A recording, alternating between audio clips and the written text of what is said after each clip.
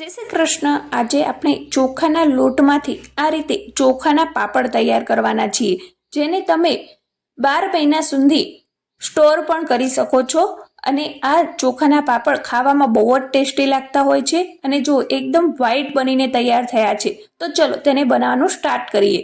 તો તેના માટે તમારા ઘરમાં રહેલી કોઈ પણ આ રીતે એક તપેલી લઈ લેવાની છે, જેનું માપ સેટ કરી લેવાનું છે। પછી આ જ તપેલીમાં પાણી ભરીને તમારે 3.5 તપેલી પાણી લેવાનું છે। તેની જ સાથે આપણે આ ચોખાનો લોટ લઈ લેવાનો છે, જે તમને આસાનીથી કોઈ પણ ઘરઘંટીએ મળી જશે। તો આ રીતે ચોખાના લોટને પણ આપણે જે તપેલીથી આપણે પાણી લીધું તે જ માપ લીધેલું છે, જેમાં આપણે 1.5 તપેલી આ રીતે ચોખાનો લોટ લીધેલો છે।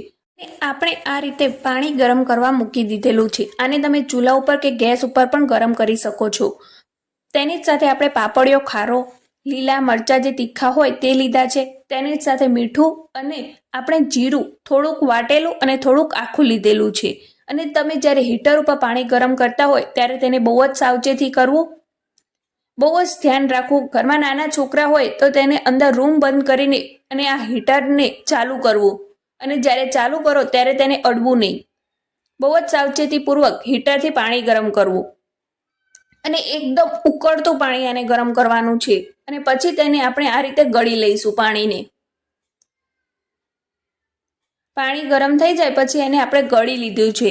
જ્યારે શરૂઆતમાં લીધું ત્યારે તેને ગળીને લીધું હતું અને અત્યારે ગરમ થઈ ગયા પછી પણ આપણે એને ગરમ કરીને લીધું છે। આપણું થોડુંક હીટરથી ગરમ કર્યું અને થોડુંક આપણે ગેસ ઉપર એને ઉકળવા મૂક્યું છે। અને આપણો ગેસ હજી ચાલુ જ છે અને ફૂલ ગેસ ઉપર જ રાખવાનું છે, ફૂલ ફ્લેમ ઉપર। અને જ્યારે પાણી ગરમ થાય આ રીતનું, એટલે એમાં આપણે જે જીરું વાટીને રાખ્યું હતું તે એમાં એડ કરી દેવાનું છે સૌથી પહેલાં। અને પછી આપણે મીઠું એડ કરવાનું છે। મીઠું તમારા ટેસ્ટ પ્રમાણે એડ કરવાનું છે। તો જો આ જીરુંનો કલર બહુ જ સરસ આવે છે। પહેલાં જીરું એડ કરવાનું એટલે તમારો આ રીતનો કલર આવશે। અને પછી એને ઢાંકીને આપણે 5 મિનિટ સુધી રહેવા દેવાનું છે અને ગેસની ફ્લેમ ફૂલ જ રાખવાની છે। 5 મિનિટ પછી તમે જો આપણું પાણી ઉકળવા માંડ્યું છે અને કલર પણ બહુ જ સરસ આવ્યો છે જીરાનો। એટલે હવે આમાં આપણે જે તીખા લીલા મરચાં આવે તે લઈ લીધા છે, તે આમાં એડ કરી દઈશું। તીખાશ તમારા પ્રમાણે એડ કરવી। અને આપણે જે ખાયણી હતી એમાં પણ આ રીતે પાણી લઈને એમાં એડ કરી દીધું છે, એટલે એમાં પણ જે તીખાશ હોય તે આમાં આવી જાય। અને હવે આને પાછું ઢાંકી દઈશું અને 10 મિનિટ સુધી એને ફરીથી ગરમ થવા દઈશું। હવે આ રીતે ગરમ થઈ જાય પછી એમાં આપણે જે ખારો લીધો હતો તે એડ કરી દઈશું। અને આ પાપડીઓ ખારો પણ તમને કરિયાણાના સ્ટોર પર આસાનીથી મળી જશે। હવે બધું સારી રીતે ચમચાથી મિક્સ કરી લેવાનું છે। જેટલું તમારું આંધણ સારું આવશે એટલા જ પાપડ તમારા સરસ બનશે। હવે આપણે જે ચોખાનો લોટ છે એ આ રીતે લઈ લીધેલો છે, એને ચાળીને લીધેલો છે આપણે। અને આપણે આમાંથી 1 તપેલી જેટલું પાણી પહેલાં સાઈડમાં કાઢી લઈશું। એટલે ક્યારે પણ આપણું ખીચું ઢીલું બન્યું હોય કે ક્યારેક કોઈક પ્રોબ્લેમ થાય તો આપણે આ પાણી સાઈડમાં ગરમ કરેલું હોય તો તેમાં એડ કરી શકીએ। એટલે પહેલાં આપણે આ રીતનું પાણી સાઈડમાં કાઢી લેવું એક તપેલીમાં।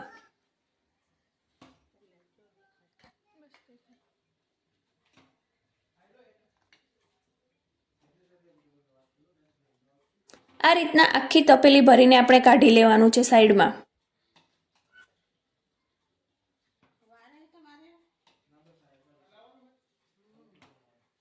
તો જો તમે સ્ટેપ બાય સ્ટેપ આ રીતે તમારું ખીચું તૈયાર કરશો તો તમારા પાપડ પણ બહુ જ સરસ બનશે।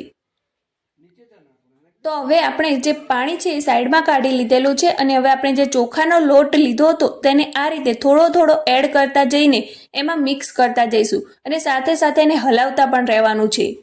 એને જરા પણ એકલું નહીં મૂકવાનું, આને સતત હલાવતા રહેવાનું છે, નહીં તો તમારા ખીચામાં ગાંઠા પડી જશે।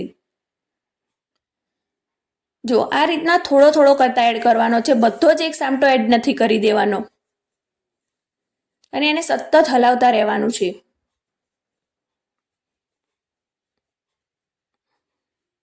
તમારે કોઈ પણ આ રીતે લાકડીની મદદથી એને તમે હલાવશો તો એ પણ સરસ હલશે. તો આ રીતે એને હલાવતા જઈને આપણે એમાં ચોખાનો લોટ ઉમેરવાનો છે અને હવે આપણો ચોખાનો લોટ સારી રીતે મિક્સ થઈ ગયો છે. તો આને આપણે ગેસથી નીચે ઉતારી લીધો છે અને સારી રીતે એકદમ હલાવીને બધી બાજુથી મિક્સ કરી લીધું છે કે એમાં કોઈ પણ પ્રકારના ગાંઠા ના પડે. અને હવે આ પ્રોસેસ કરવી બહુ જ જરૂરી છે.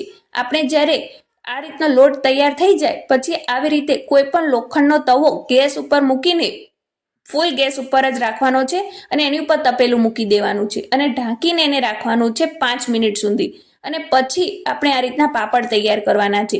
તો પાપડ તૈયાર કરવા માટે આપણે આ રીતની જે જાડી એકદમ કોથળી આવે કરિયાણાના દુકાનમાં આપણને જ્યારે કંઈ સામાન લાવીએ ત્યારે આવી રીતની કોથળીઓ આવતી હોય છે. તો એને આપણે આ રીતે કટિંગ કરી લીધી છે ગોળ શેપમાં.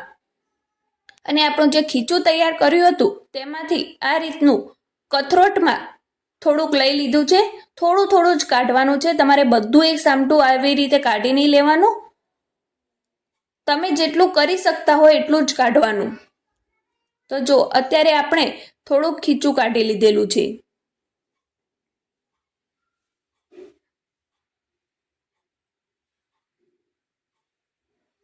આ રીતનું ખીચું કાઢીને એની ઉપર થોડુંક આપણે તેલ ઉમેરવાનું છે. આમાં સિંગ તેલ પણ ઉમેરી શકો છો અને રેગ્યુલર તમારા ઘરમાં જે તેલ યુઝ થતું હોય તે પણ ઉમેરી શકો છો. અને હવે આ રીતની એક કોથળી લઈને એને સારી રીતે મસળી લઈશું. કોથળી રાખવાથી તે ગરમ નથી લાગતું, આપણને આ ખીચું બહુ જ ગરમ હોય છે. જો આ રીતના એને મસળવાનું છે હાથથી. એકદમ સ્મૂથ આપણું ખીચું તૈયાર કરવાનું છે. આ રીતના એકદમ સરસ મજાનો સ્મૂથ તૈયાર થઈ જાય પછી આપણે આમાંથી એક લુવો લઈ લેવાનો છે. જો કેવું સરસ મજાનું આપણું ખીચું તૈયાર થયું છે, હાથમાં બિલકુલ પણ ચોંટતું પણ નથી. હવે જો આ રીતે હાથ તેલવાળા કરીને એમાંથી લુવો વાળી લેવાનો છે. જેવા તમારે સાઈઝના પાપડ કરવા હોય એ ટાઈપનો લુવો તૈયાર કરવાનો છે. અને હવે આપણે જે પાપડનું મશીન હોય તે લઈ લીધેલું છે. હવે એક નીચે કાગળ રાખવાનું છે. આપણે જે ગોળ શેપમાં કટિંગ કરીને રાખ્યું હતું અને તેલવાળું કરીને રાખ્યું હતું તેનું એક કાગળ આપણે નીચે રાખવાનું છે આ રીતે. પછી આપણે એની ઉપર આ રીતનો લુવો તૈયાર કરીને રાખ્યો તે મૂકશું અને એની ઉપર પણ પાછું કાગળ મૂકશું. હવે એને સારી રીતે દબાવી લઈશું. એને હલકા હાથે દબાવવાનું છે, એકદમ વજન આપીને નહીં. તો જો આ રીતનો આપણો પાપડ બનીને તૈયાર થયો છે.